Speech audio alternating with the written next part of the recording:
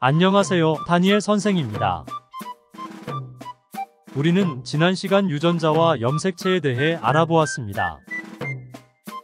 또한 사람의 염색체와 핵형 분석을 통해 상동염색체와 상염색체, 그리고 성염색체에 대해서도 알아보았습니다. 오늘은 생명체를 구성하는 구조적, 기능적 단위인 세포의 생장과 분열 과정인 세포주기에 대해 알아볼 것입니다. 오늘 학습을 통해 여러분은 세포의 주기와 세포 분열에 대해 설명할 수 있을 것입니다. 그럼 이야기 속으로 들어가 보겠습니다. 세포 주기. 세포는 어느 정도 크기가 되면 생장을 멈추고 분화하거나 세포 분열을 합니다. 세포 분열 결과 형성된 딸세포가 생장하여 다시 분열을 마칠 때까지의 과정을 세포 주기라고 합니다. 이러한 세포 주기에는 유전 물질이 복제되고 전달되는 중요한 과정들이 포함됩니다. 세포 주기는 간기와 분열기로 나뉩니다. 세포 주기의 대부분을 차지하는 간기는 지원기, S기, G2기로 구분합니다. 지원기에는 세포 생장에 필요한 물질과 세포 소기관이 만들어지고 세포가 활발하게 생장합니다. S기에는 DNA가 복제됩니다. G2기는 세포 분열을 준비하는 시기로 방추사를 구성하는 단백질과 세포막을 구성하는 물질이 합성되죠. G는 영어로 그로스인데 세포의 생장을 의미합니다.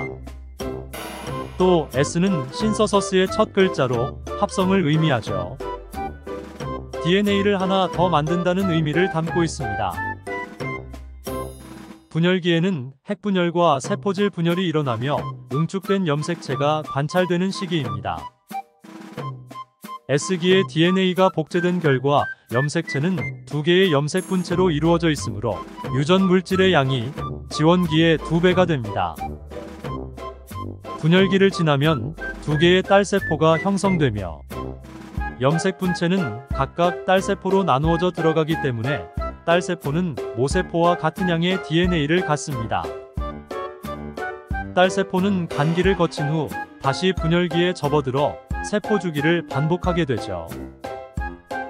이러한 세포의 주기는 세포의 종류와 환경에 따라 걸리는 시간이 차이가 있습니다. 활발히 분열하는 상피세포는 지원기가 몇 시간밖에 되지 않아 세포 주기가 짧고, 근육세포나 신경세포로 분화된 세포는 다시 분열하지 않습니다.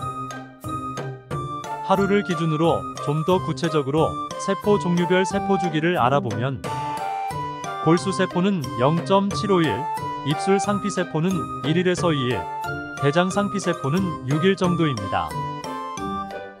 또 혈액세포인 백혈구는 14일, 적혈구는 120일, 그리고 골세포는 200일 정도의 세포 주기를 갖습니다. 그리고 발생 초기의 배아세포, 나날이라고 하는데요.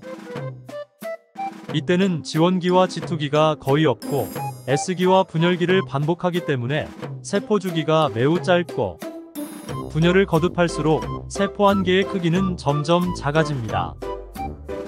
세포 주기에서 중요한 내용은 간기 S기에 유전 물질인 DNA가 복제되고 분열기에 염색체로 응축되어 2개의 딸세포가 된다는 것입니다. 세포 주기의 시작은 지원기인데요. 이 지원기로 진입하기 위해 세포 분열을 지속할지 말지를 결정해야 합니다. 바로 그 지점을 지제로 확인 지점이라고 합니다. 이 지점에서 세포 주기의 조절에 문제가 생기면 세포 주기에 이상을 가져옵니다.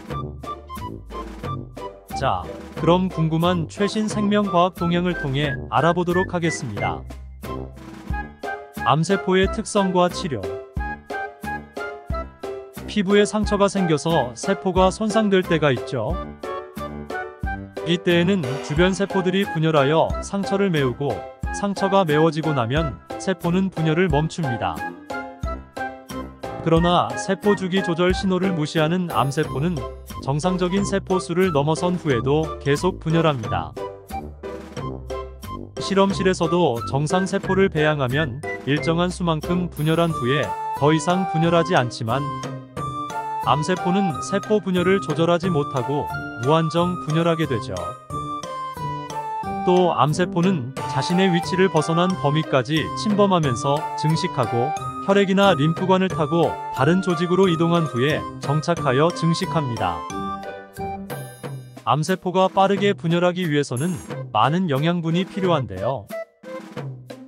따라서 암세포는 주변에 새로운 혈관을 만들어 영양분을 끌어오는데 이 때문에 암 환자는 영양 결핍이 되기 쉽고 그에 따른 합병증으로 사망하기도 합니다. 만약 암세포의 영양 공급을 중단할 수 있다면 암세포의 증식을 억제하는 동시에 암 환자의 영양 결핍 문제도 어느 정도 해결할 수 있을 것입니다. 최근에 암세포가 혈관을 만들기 위해 분비하는 물질의 작용을 약물로 억제하는 방법이 개발되었습니다. 암세포 주변에 새로운 혈관 생성이 억제되면 산소와 영양분의 공급을 막아 암세포를 소멸시킬 수 있고 부작용을 최소화하면서 암을 치료할 수 있는 것이죠.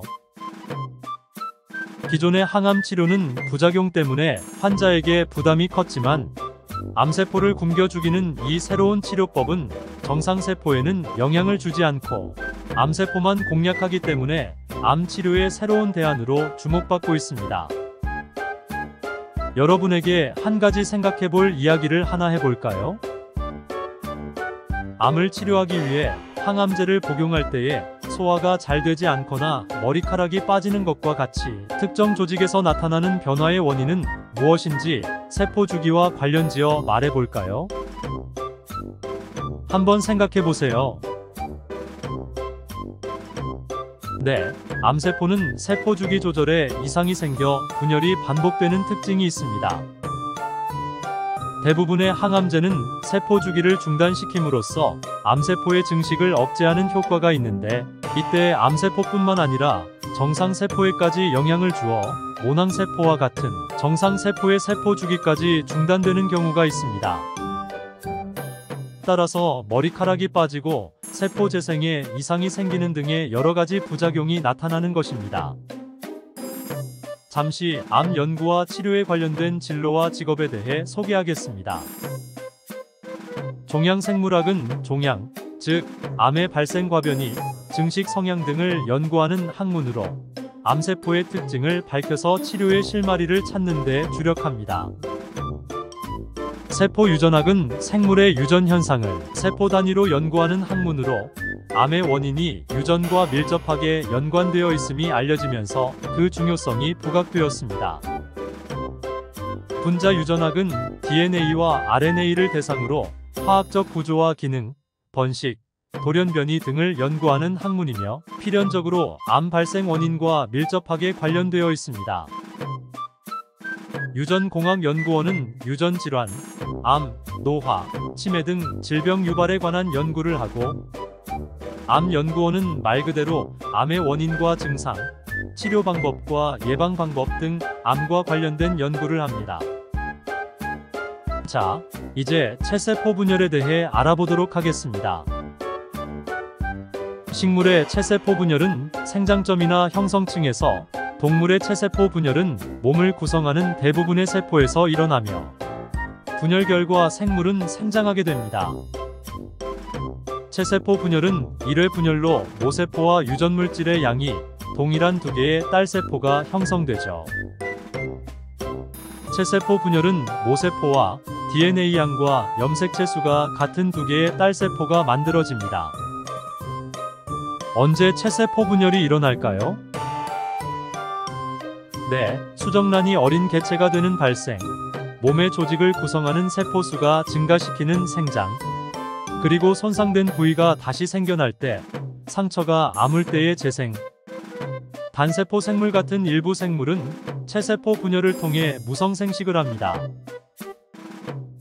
정리하면 체세포 분열은 발생, 생장, 재생, 그리고 생식에서 일어납니다. 체세포 분열은 한 번의 핵분열과 세포질 분열이 일어납니다. 핵분열 말기가 끝날 무렵 세포질 분열이 일어나 2개의 딸세포가 만들어지는데 동물세포와 식물세포는 차이점이 있습니다. 동물세포는 밖에서 안으로 세포질 함입이 일어나고 식물세포는 안에서 밖으로 세포판이 형성됩니다. 세포판은 이후 세포벽으로 변형됩니다. 오늘은 세포주기와 암세포, 그리고 체세포 분열에 대해 알아보았습니다. 다음 시간에는 생식세포 형성 과정에 대해 자세히 알아보도록 하겠습니다. 수고하셨습니다.